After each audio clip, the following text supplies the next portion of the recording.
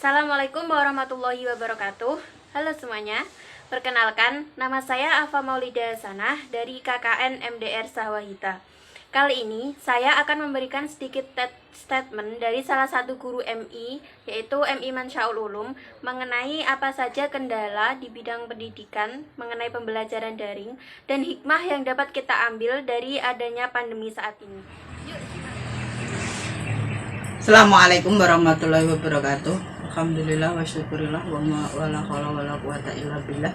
Untuk kesempatan pada sore hari ini, saya ingin memberikan pendapat tentang pembelajaran daring atau yang bisa dikatakan istilahnya adalah dalam jaringan.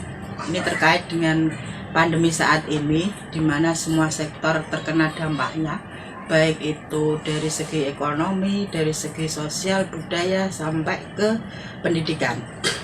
Saya sendiri sebagai pengajar di Madrasah Mansyaul Ulum atau MI yang setara dengan SD, sekolah dasar, itu mempunyai beberapa kendala ataupun ada juga hal positifnya. Jadi untuk dilihat dari segi kendalanya, memang kita tidak bisa memungkiri bahwasanya pendidikan sekarang ini sangat terpukul adanya perubahan kebijakan dari atas.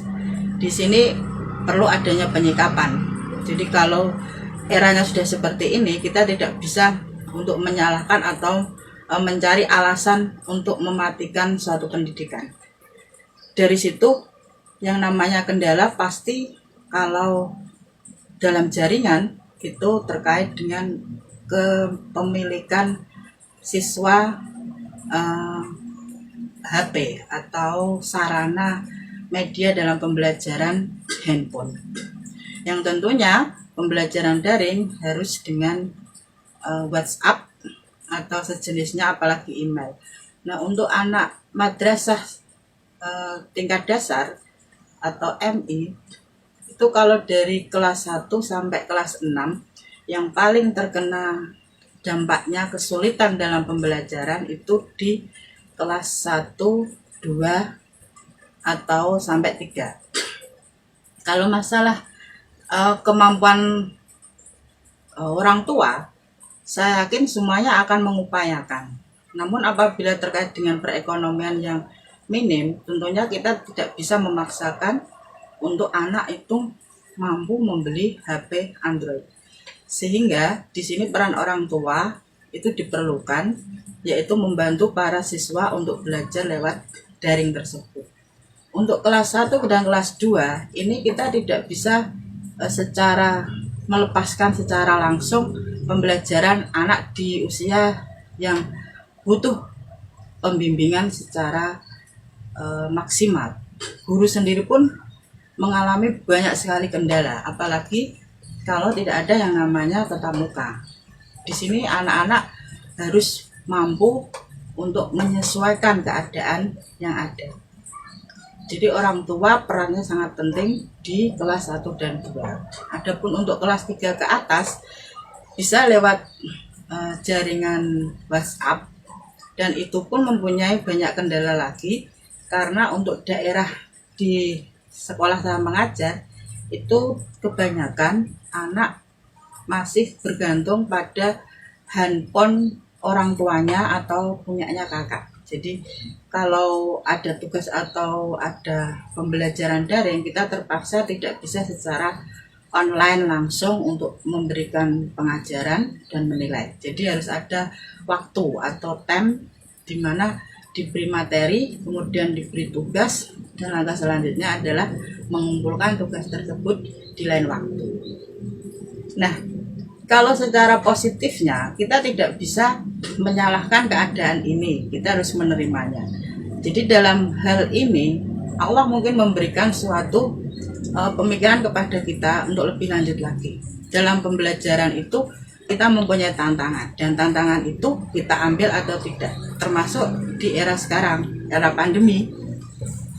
Apabila kita mengesampingkan suatu teknologi, kita tidak akan bisa maju, tidak bisa mengambil dari rencana Allah, yaitu dengan adanya pandemi ini kita disuruh untuk maju, mengambil teknologi, memberdayakannya dan menguasai tersebut dan diterapkan dalam pendidikan.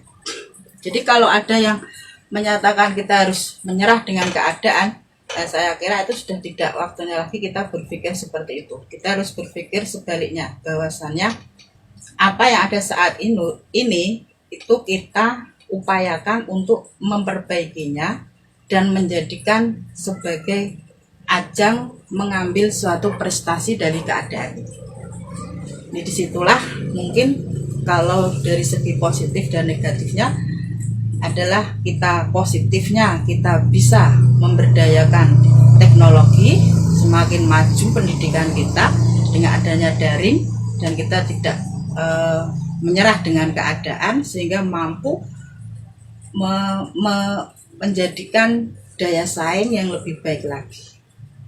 Nah, adapun untuk sisi negatifnya seperti yang saya katakan tadi adalah di mana kita tidak mau berupaya atau bahkan mengeluh dan menganggap hal ini adalah suatu cobaan yang seharusnya tidak ada.